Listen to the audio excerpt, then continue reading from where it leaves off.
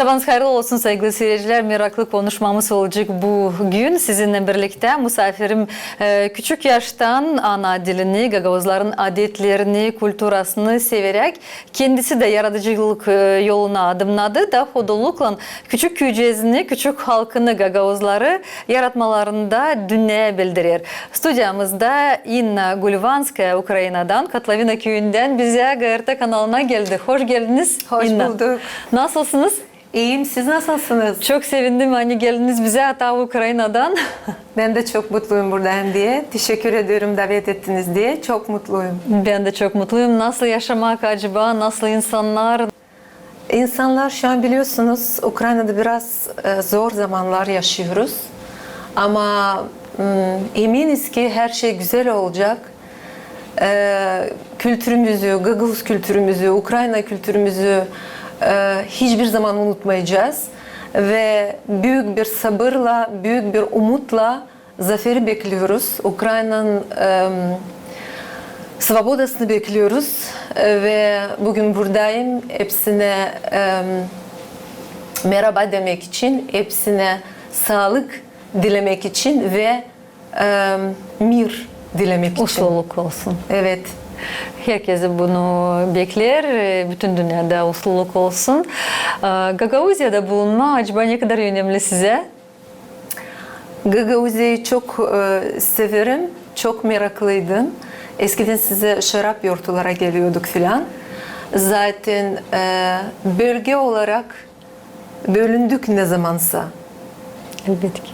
Tarih olarak bölündük ne zamansa. Yani biz Gagavuz, Ukrayna Gagavuzları kaldık. Siz de Moldova Gagavuzları kaldınız. Yani bölge olarak belki konuşma tarzımız biraz değişik olabilir. Yani biliyorsunuz yani her bir köyde konuşma tarzları değişir. Ama her birinin kendi diyalekti var. Tabii. Ama sonuçta biz akrabayız. Sonuçta birbirimizi anlarız, severiz. Kanımız bir. Kanımız bir.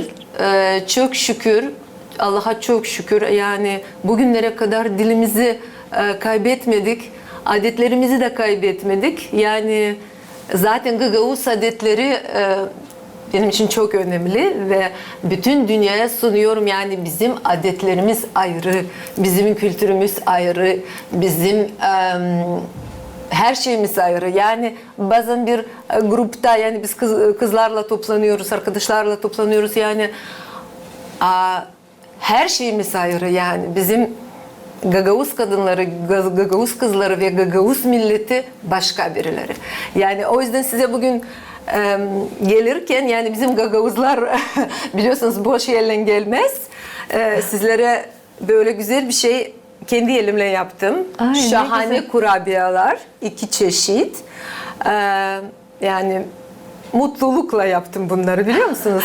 Çok Siz sağ böyle olunuz. bizden sonra bir çay içersiniz ve yani hoş bir şey. Bizim adetlere göre boş yerle misafirler gelmez. Çok Yani sağ olunuz. böyledir. Ama düşünmezdim hani o kadar talantlı insan bu talantta var. Hani güzel tatlı işleri yapma. Onları da seversiniz. Çok severim. Böyle uğraşırım. Akşamları seve seve uğraşırım. Hele böyle arkadaşlara giderken çok da uğraşırım. Şükür ederim. Sağ olasınız. Birlikte bir çay içeceğiz. İsterim öyle bir tanışmak olsun. Bilirim hani Katlavina köyünde doğdunuz. Orada yaptığınız ilk adımları. Orada sizin ana toprağınız. Nereye sonra gittiniz, öğrendiniz, başardınız. Bilirim hani üreticilik uğrunda da çalıştınız. Evet. Zaten biliyorsunuz yani Gagavuzlarda böyle bir disiplin var yani ana baba disiplini. Daha küçükten sahneye çıkıyordum tabii ki türkü söylemeyi seviyordum, şarkı söylemeyi seviyordum. Yani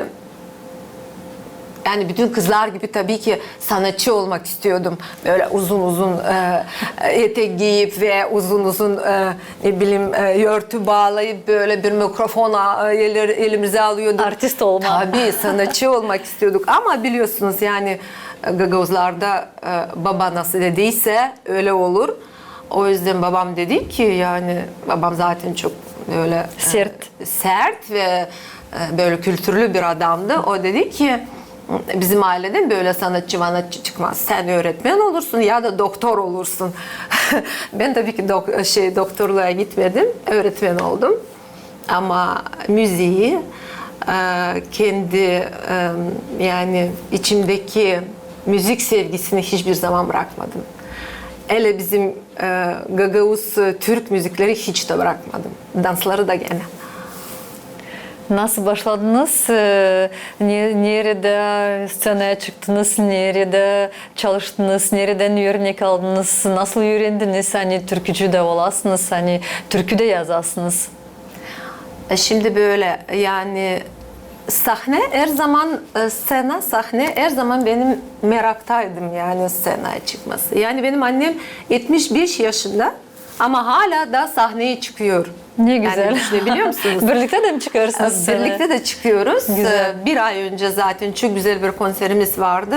Maalesef sizi davet edemedik çünkü daha tanışmadık o zamanlarda. Ama çok güzel bir tören oldu yani bence. Sahnede zaten küçükten hep oradaydım yani ama büyüdükçe insan daha çok hasret çekiyor annesine, memleketine, köyüne, kızıma, aileme. Yani çok defa oturup böyle şiir yazdım, güzel laflar yazdım. Ama ne bileyim işte cesaret edemedim böyle çıkıp da insanlara anlatayım. Yani hep böyle çekindim. Ya yanlış bir şey yaparsam, ya insanlar beğenmezse ne diyeceğim, hoşuna gitmezse ne diyeceğim. Yani hep böyle kendimde bıraktım. Sanırım ki ne canından çıkar, büyük sevgiden o zaman insan da dalgalanır, hem sevinir. Ben de sevindim çünkü gördüm internet meralarında sizin türkülerinizi. Bir türkü anam. Annem, benim annem. Evet. Benim annem. Nasıl oldu, nasıl çıktı yüze? Şimdi dediğim gibi yani anneme çok bağlıyım zaten. Ve biliyorsunuz yani bizim Gagavuz Türk kültüründe anneye babaya çok saygılık her zaman Evet. var.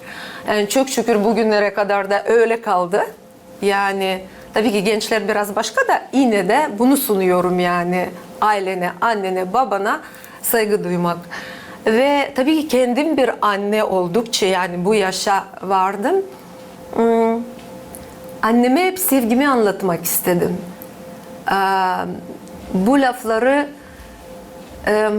söylemeye geç kalmayayım diye. Yani hepsine de yazdım çünkü çoğu anlamadı yani. Müziği güzel, müziği hoş. Zaten bu müziğe aşık oldum önceden. Bu parçanın müziğini duyduğum zaman dedim ki mutlaka ben bu müziğe şiir yazarım. Ve bilmiyorum yani orijinal ne var o Kazakistan kompozitörüydü. Bilmiyorum yani orijinali neydi. Sevgi veya aşk sanıyorum vardı ama benim sözlerim anneme itiraf oldu yani. Ne kadar sevdiğimi, ne kadar evimi, memleketimi, kendi evimi bile o şiirlere yatırdım yani. Benim annem parçasında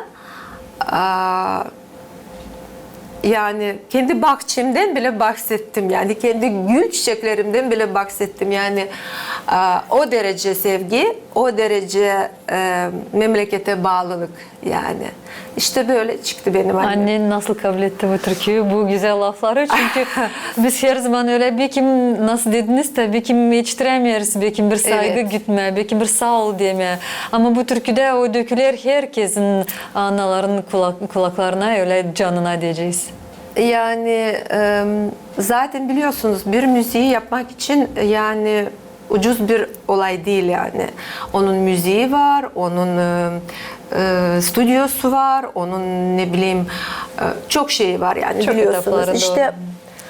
ama ben bu parçayı çok yapmak istedim. Dediğim gibi yani geç kalmayayım diye. Anneme bunları 1000 defa söyleyeyim diye. Ve tabii ki projelerimde o klipte annem de olsun diye istiyordum. Hatta o klip benim evdeki bahçemde çekildi. Hatta o üzümler, o sepetler, o fartalar, o başörtüler onlar hepsi evimden. Yani bizim ana evimizden çıktı.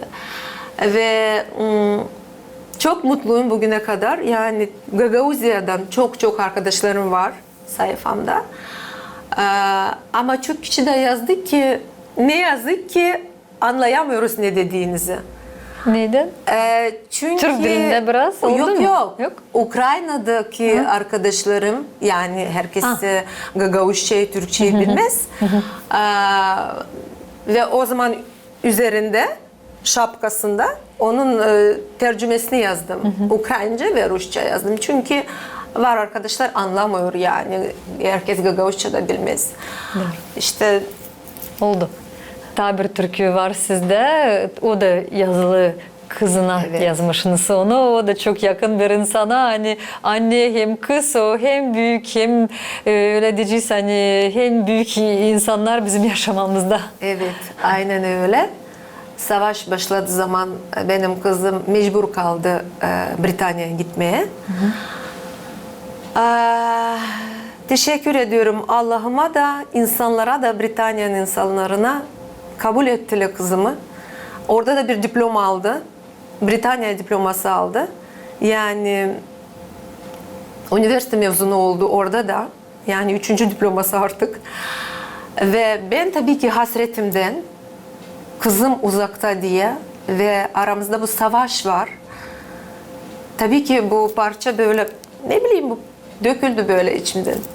Annenin kalbinden çıktı. Ve bütün anneler, kimin çocukları varsa, yani özellikle kızları kimin varsa, tabii ki yani Gagauzçe'yi ve Türkçe'yi bilmediği halde herkes tutturdu bu parçayı.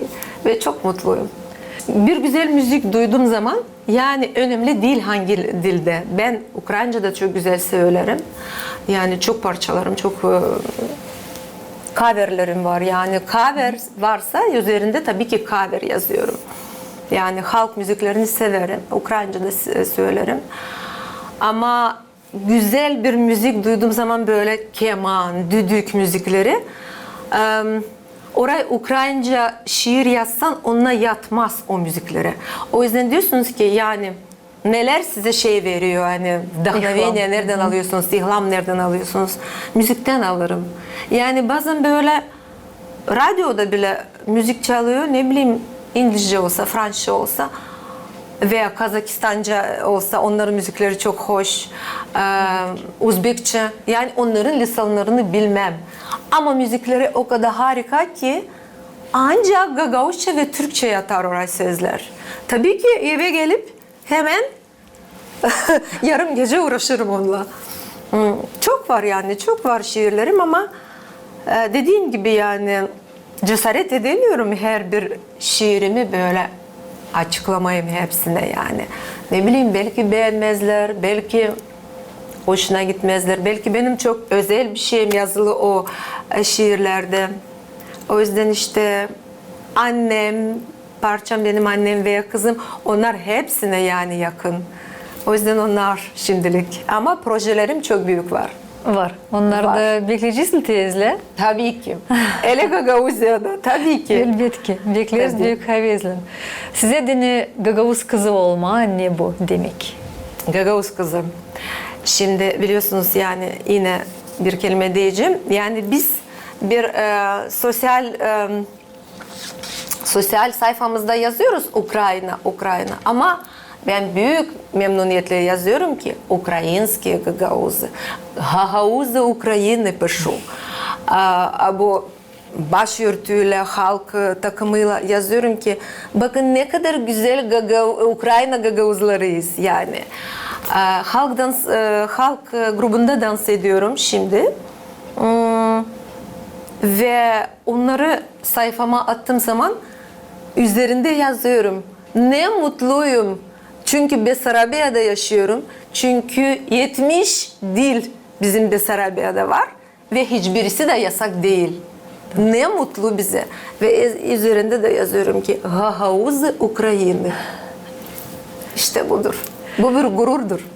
Sağ olasınız Sayın. Çok şükür ederim hani geldiniz. Öyle uzun yol yaptınız bize Ukrayna'dan. Memnuniyetle. O kadar da güzel tanışmamız oldu. İnanıyorum hani ileriye doğru da biz buluşacağız, Umarım. tanışacağız.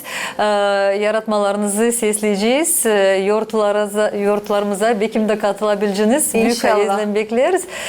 Sağ olasınız. Saygılı seyirciler, Katlavina köyünden bize misafirlik GRT kanalına Yeni Gün programmasına geldi Yina Gulvanskaya. Sağ olasınız Yina. Misafirimi geçirelim. Programımızda ilerleriz. Devletinize, halkınıza, halkımıza, hepsi halklara mutluluk, rahatlık, sevgi olsun. Açık gök olsun, güneşli gök olsun. Hem de daha çok böyle lafları, böyle türküleri, şiirleri yazma, mutluluk için, rahatlık için, sevgilik için böyle olsun. Biz bekleriz bunu. Teşekkür ederim. Çok sağ olasınız davet ettiniz diye ve bütün Gagavuzlara sağlık, neşelik ve bir daha diyorum savaş görmeyesiniz. Hiçbir zaman savaş başınıza gelmesin. Ancak bunu size diliyorum. Ve hiçbir zaman Ukrayna Gagavuzlarla bu akrabalığı, bu bağlantıyı kaybetmeyin lütfen. Yok, sadece mutlulukta, sadece birlikte. Sağ olasınız Yina, sağ olasınız. Siz de sağ olasınız.